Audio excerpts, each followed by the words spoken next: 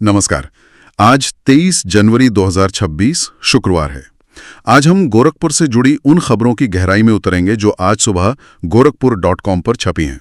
और इन खबरों को देखकर मतलब ऐसा लगता है जैसे एक ही शहर की दो अलग अलग कहानियां एक साथ चल रही हैं।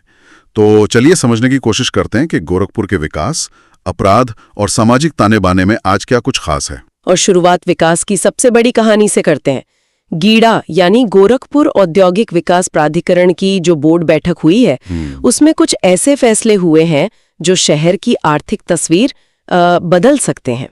टाटा और रिलायंस जैसे समूहों के लिए धुरियापार में 450 एकड़ जमीन देने की प्रक्रिया शुरू हो गई है। ये तो बहुत बड़ी खबर है। मतलब टाटा और रिलायंस जैसे नाम ये अब सिर्फ महानगरों तक सीमित नहीं है, वे गोरखपुर की तरफ देख रहे हैं। इसका असल में मतलब क्या है? क्या ये सिर्फ एक और निवेश है या ये किसी बड़े बदलाव का संकेत है? नहीं, ये एक बहुत बड़ा बदलाव है। ये दिखाता है कि बेहतर इंफ्रास्ट्रक्चर जैसे पूर्वांचल एक्सप्रेसवे और सरकारी नीतियां वो अब असर दिखा रही हैं। ये कंपनियां सिर्फ जमीन नहीं लाती हैं, वो अपने साथ एक पूरा इकोसिस्टम लेकर आती हैं। रोजगार, छोटे छोटे सहायक उद्योग, बिल्कुल, और एक नया वर्किंग कल्चर भी। और इसी बैठक में एक और अहम फैसला हुआ है कालेसर आवासीय योजना को लेकर। हाँ, मैंने पढ़ा, जिसमें EWS फ्लैट्स की कीमत करीब 5 लाख और LIG के लिए 10 लाख तय की गई है। मतलब एक तरफ बड़े उद्योग और दूसरी तरफ आम आदमी के घर का भी ख्याल रखा जा रहा है ना? सही कहा। और जब शहर बढ़ता है तो उस पर दबाव भी बढ़ता है। इसी से जुड़ी है रेलवे की खबर। छपरा से बाराबंकी के बीच चौथी रेलवे लाइन का सर्वे पूरा हो चुका है। अभी इस एक रूट पर 190 ट्रेनें चलती हैं। सोचिए कितना दबाव होगा। 190। तो ये चौथी लाइन गोरखपुर को सिर्फ एक बड़ा स्टेशन नहीं बल्कि एक बड़ा लॉजिस्टिक्स हब बनाने में मदद करेगी। बिल्कुल, ये रीढ़ की हड्डी का काम करेगी। ये सब सुनकर तो लगता है कि गोरखपुर की तस्वीर पूरी तरह बदल रही है। बड़े उद्योग, बेहतर कनेक्टिविटी, लेकिन क्या जमीनी हकीकत भी इतनी ही सुनहरी है? क्योंकि gorakhpur.com की ही कुछ खबरें इस चमक पर एक गहरा साया डालती हैं। अंशिका सिंह ब्लैकमेलिंग कांड में जो खुलासे हो रहे हैं वे बहुत परेशान करने वाले हैं। परेशान करने वाले इसलिए क्योंकि ये किसी एक व्यक्ति का अपराध नहीं लग रहा। आरोपी के फोन से करीब 15 पुलिसकर्मियों और कई नेताओं के साथ संदिग्ध चैट मिलना, ये दिखाता है कि एक संगठित नेटवर्क है।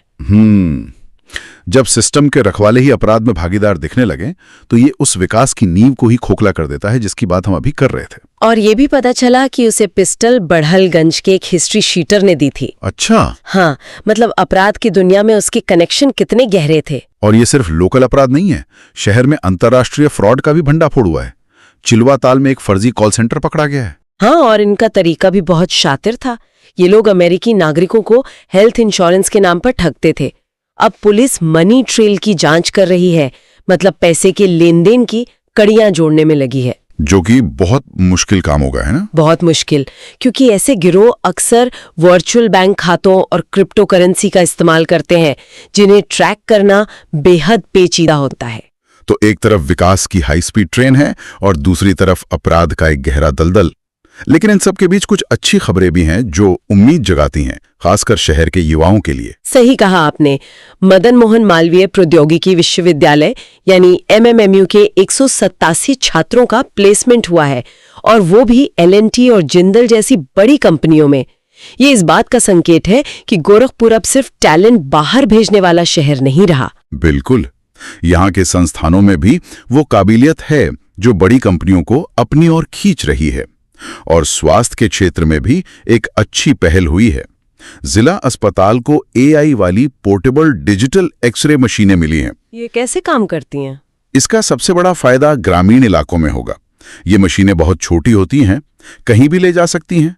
ये एक्सरे करके AI की मदद से तुरंत बता सकती हैं कि मरीज में TB के लक्षण हैं या नहीं। ओह, तो जांच की रफ्तार कई गुना बढ़ जाएगी और बीमारी को शुरुआती स्टेज में ही पकड़ना आसान होगा। चलते चलते शहर की कुछ और हलचल पर भी नजर डाल लेते हैं। एक जरूरी सूचना है, मतदाता सूची में गड़बड़ी के चलते 2.83 लाख लोगों के नाम कटने का खतरा है। अच्छा? हाँ, प्रशासन ने 25 जनवरी और 1 फरवरी को वेरिफिकेशन के लिए खास कैंप लगाए हैं। तो ये जानकारी बहुत जरूरी है। और मौसम की मार ट्रेनों पर भी पड़ रही है।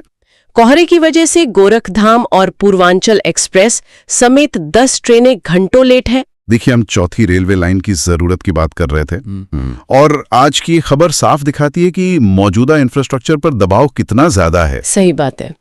एक छोटी सी मुश्किल भी पूरे सिस्टम को हिला देती है। और अंत में एक दुखद खबर। गोरखपुर विश्वविद्यालय में राजनीति शास्त्र के वरिष्ठ आचार्य प्रोफेसर राजेश सिंह का निधन हो गया है। ये शिक्षा जगत के लिए एक बड़ी क्षति है। तो आज की इन तमाम खबरों से गोरखपुर की एक बहुत ही मिली-जुली तस्वीर उभरती है। एक तरफ टाटा, रिलायंस और एआई टेक्नोलॉजी के साथ भविष्य की ओर बढ़ता शहर है, तो दूसरी तरफ अपराध का वो संगठित नेटवर्क है जो सिस्टम के अंदर तक अपनी जड़ें जमा चुका है। और यही आज का सबसे बड़ा सवाल है, क्या ये दोनों गोरखपुर एक साथ चल सकते हैं? सही बात है। क्या विकास की रफ्तार अपराध की इन गहरी जड़ों से ज्यादा तेज हो पाएगी? ये एक सोचने वाली बात है। आज के लिए बस इतना ही। हमारे साथ जुड़ने के लिए धन्यवाद। ऐसी ही गहरी जानकारी के लिए इस चैनल को सब्सक्राइब करना ना भूलें। नमस्कार।